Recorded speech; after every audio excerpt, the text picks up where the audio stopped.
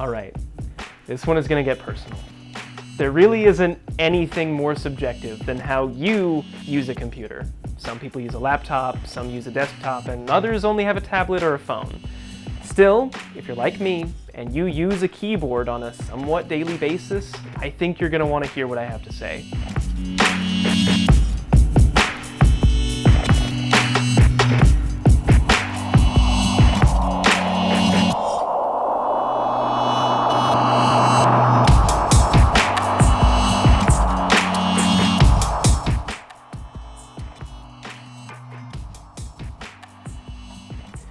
Let me begin by saying I fully understand desk clutter. Hell, look at these pictures of my old desk layouts. There was just so much unnecessary stuff piled high on my desktop.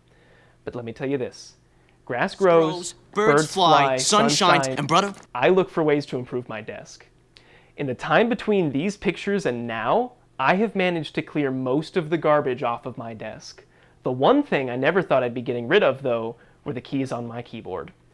I know there are a lot of reasons people will give to not have a smaller keyboard, so I want to address them in 3 major segments of this video, going from casual use to gaming and finally to productivity. First up, casual use. Using a small keyboard day to day is likely the easiest part of the transition for a lot of people. 10-keyless keyboards have been popular for a lot of years now, since a lot of people aren't making entries into spreadsheets in their home offices very much. So you can already comfortably cut out the entire number pad. I would also argue that most of the extra functions, including home, end, and scroll lock, can be completely disregarded. Fun fact, the last time a human being used the scroll up or scroll down buttons on a keyboard was 1912. True story. Also, the tilde Swinton button seems so niche to me, I don't even know why keyboards still have it. When was the last time? When? We used that button to quickly log out of the computer. Yeah, and not only that. To quickly log out? This has No, back up. So you put a reference in there from TF2 Meet the Scout, but then you say the tilde button is useless. Have you played any Valve games?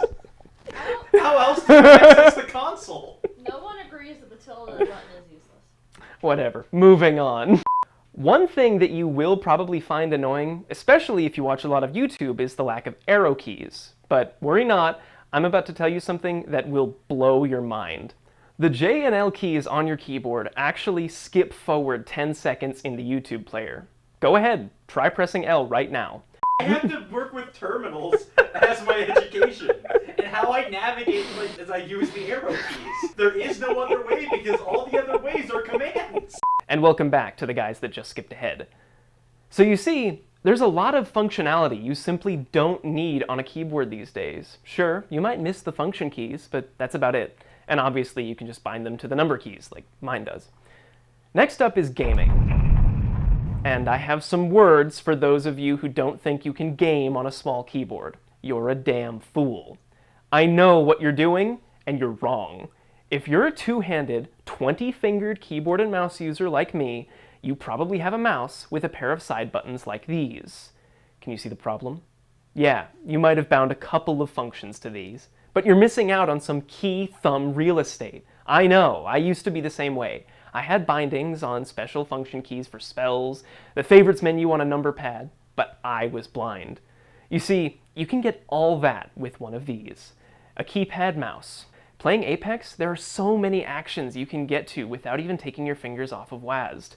If you have a mouse like this, that is. Imagine being able to strafe freely while healing, or melee and jump, or even use your tactical and reload at the same time.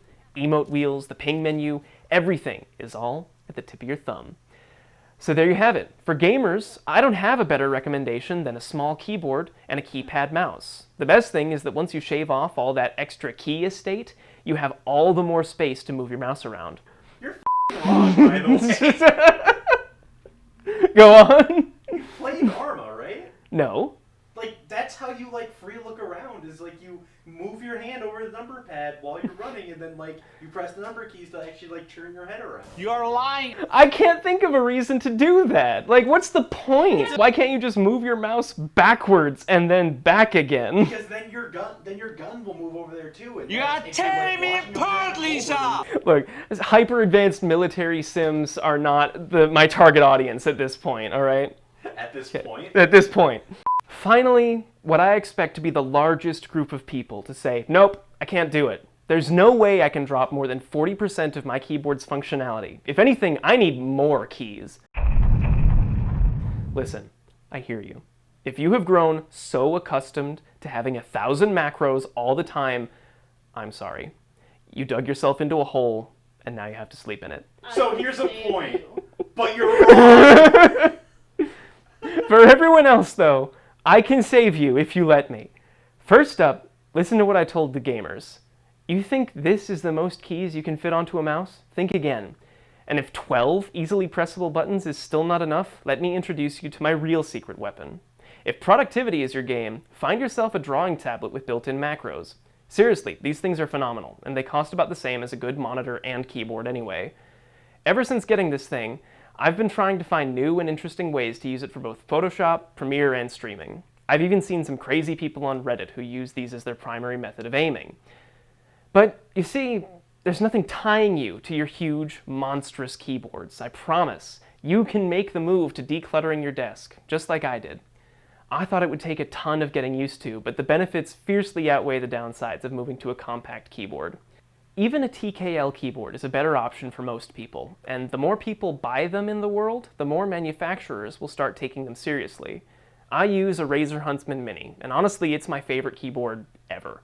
I've used the Rocket Vulcan, I've had a Razer Black Widow, I've even gotten to try the Logitech 915, but honestly, I can't find anything that beats this in terms of look and feel from a mainstream manufacturer. I know there will be more interesting options from hobby sites or Massdrop, but I have enough expensive hobbies as it stands. And honestly, I'm guessing you guys don't feel like spending several $100s on a keyboard that's smaller than the one you already have. This thing is on sale at GameStop for $110 right now, and I can't recommend it enough. Seriously, even if you're not completely sold on it, I recommend you at least give it a try. And for those of you who I haven't managed to convince, I would love to hear from you. What do you do every day that stops you from being able to chop up your old keyboard? Let me know down in the comments.